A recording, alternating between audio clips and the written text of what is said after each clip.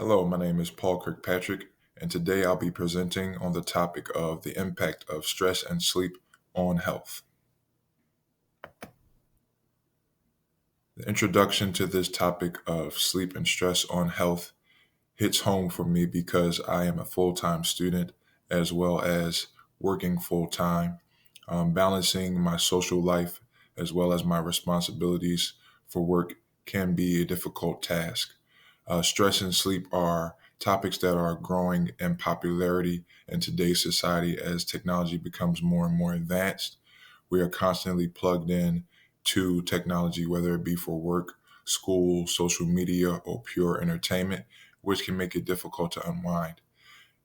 We are also finding that this advanced technology is having a huge impact on stress levels and sleep cycles, which are starting to take on a whole new life as these resources are on demand at any moment's time.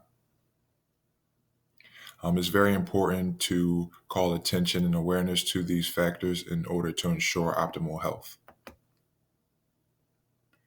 Next, we will discuss some of the impacts of sleep deprivation as shown here.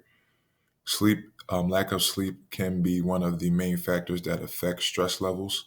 We see that the main effects of lack of sleep and stress are cognitive, which include poor concentration, greater risk taking, poor decision making, poor memory, decreased communication, as well as other factors like decreased performance, poor mood, and increased intake of carbohydrates, sugar, and caffeine, which all have a serious impact on health.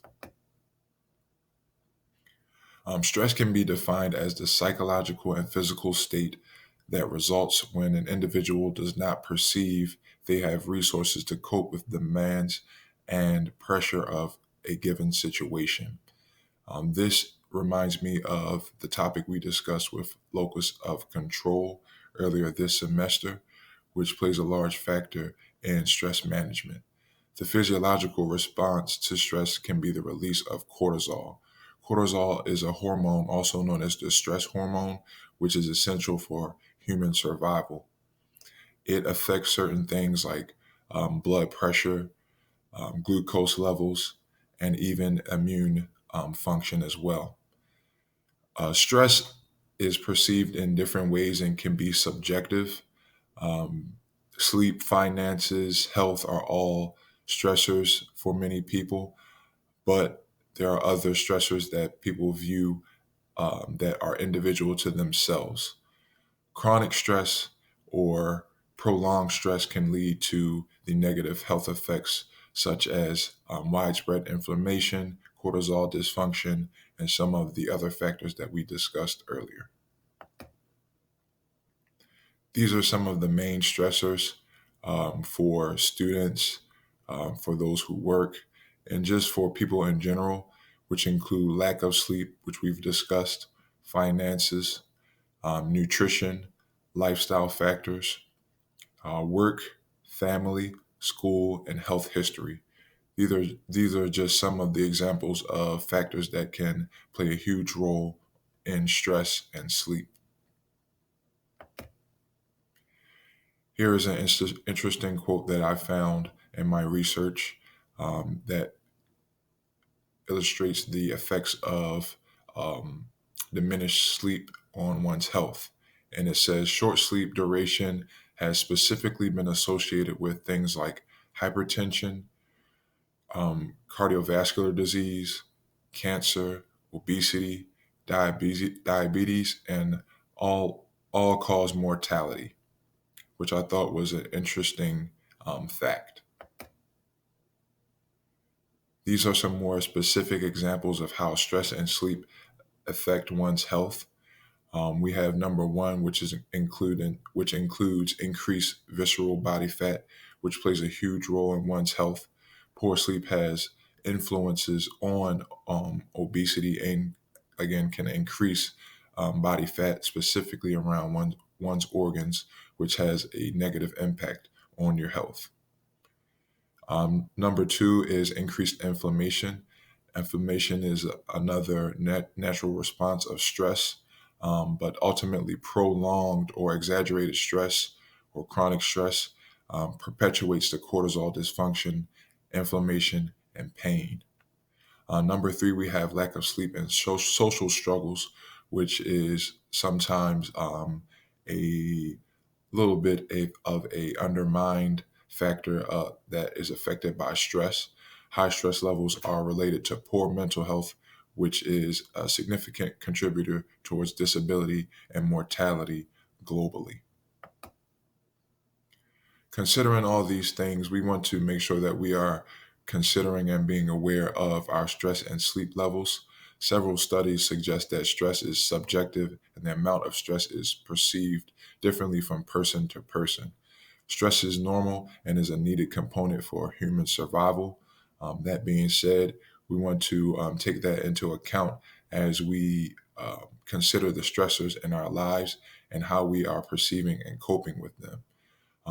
Again, the stress response releases cortisol, which not only helps facilitate survival responses, but also helps to maintain blood sugar, blood pressure, and immune responses, which are all vital and essential functions needed for human survival. So it's not only seen as a bad thing, but it is needed for human survival. Again, it's just the prolonged stress and prolonged exposure to cortisol, which is negatively affecting health. Um, so we want to again consider these things as we consider our health. We want to make sure that we are including and accounting for our stress management resources. This slide is a great explanation and illustration of how cortisol affects the body and some of the symptoms that you would feel when your cortisol levels are off.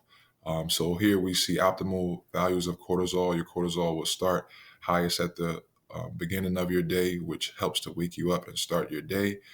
Then it starts to taper off towards the end of your day so that you can sleep.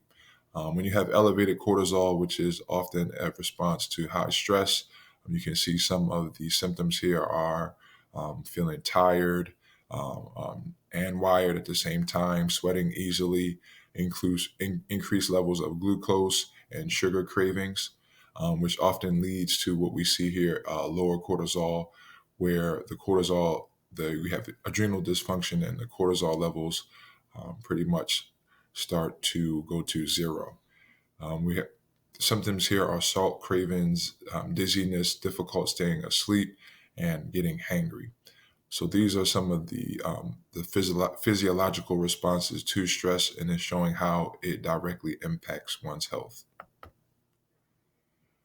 Um, Next, we'll discuss stress management resources. Humans have the ability and the capability to modify what they perceive as stressful and how they respond to it.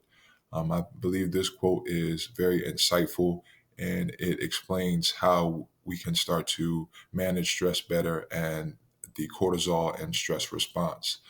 We have three factors here that have a huge impact on how we perceive stress.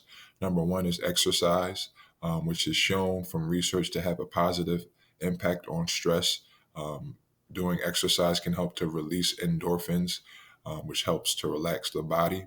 Also helps to take the body through the parasympathetic and sympathetic systems, which helps with relaxation as well as the cortisol and stress response. Next, we have sleep, which also helps, and we have seen evidence supporting the link between sleep, stress, and health, um, including sleep into your regular schedule. The recommended amount is 6 to 8 hours nightly, can greatly impact and improve one's stress levels. Lastly, we want to also make sure that we're including stress management techniques such as coping, cognitive appraisal, and even things like meditation therapy and mindful intervention are all helpful stress management techniques that you can include into your daily, weekly, monthly, and yearly stress management routine.